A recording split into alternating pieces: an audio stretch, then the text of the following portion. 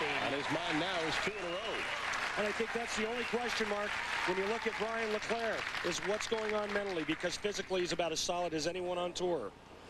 Well, if there are a pair of lanes Leslie Bohn has watched her husband be successful on, it's the pair they're bowling on right now. He has been wired on these lanes this week. Well, Parker's been wired all week long. Yeah. You know, the one thing that is interesting to note when you watch Parker's release is he's a little more on the side of the ball this week. And what that does is it helps clean up the front end and get it to return down lane. Coming off an 8:28 series with Eric Forkel last night. Now, he averaged 253 in this tournament. Right now, they're even up. Couple of strikes.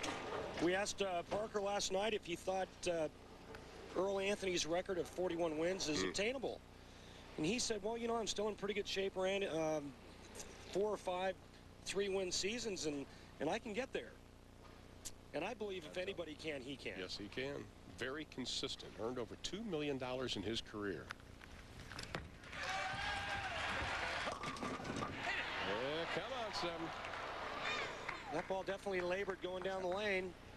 What I would do in that situation is I would slow my ball speed down just a little bit to give the ball a chance to react. There's 2 ways of creating friction. One obviously is by hand. The other is by ball speed.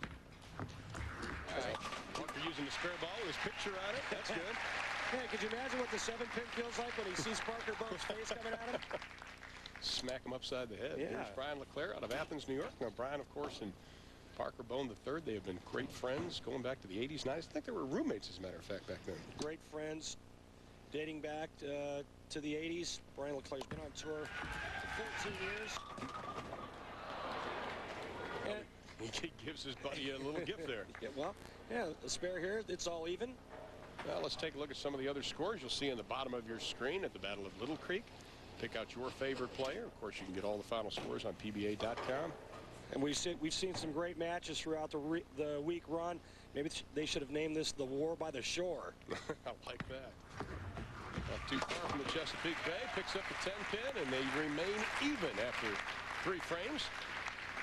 Brian had a devastating knee injury in '97, tore his ACL, had reconstructive knee surgery, rehabbed for months.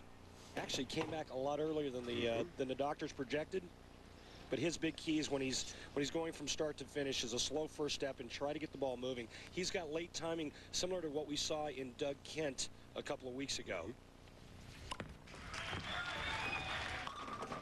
Come on. Oh, my!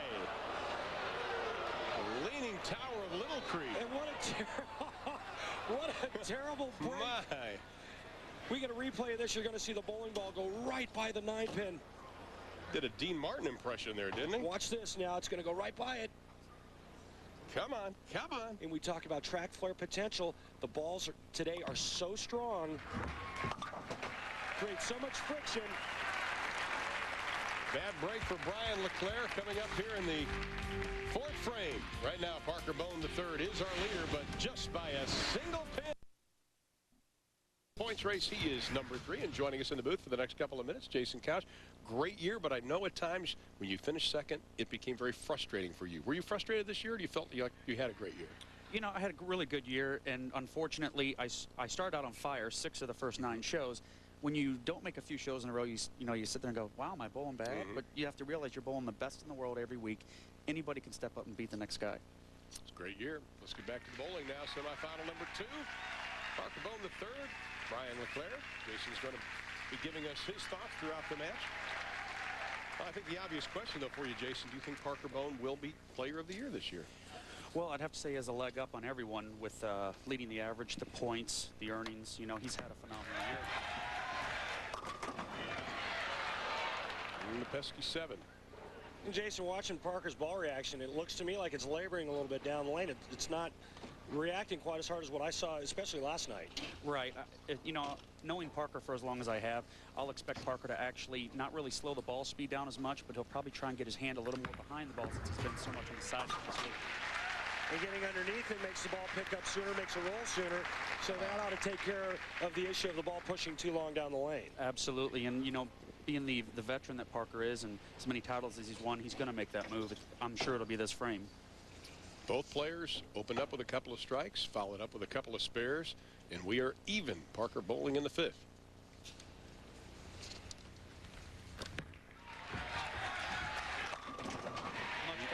Yeah, it looked like it picked up sooner. That ball goes dead flush as opposed to the 2 shots prior to that went light. That was better. They all fell down.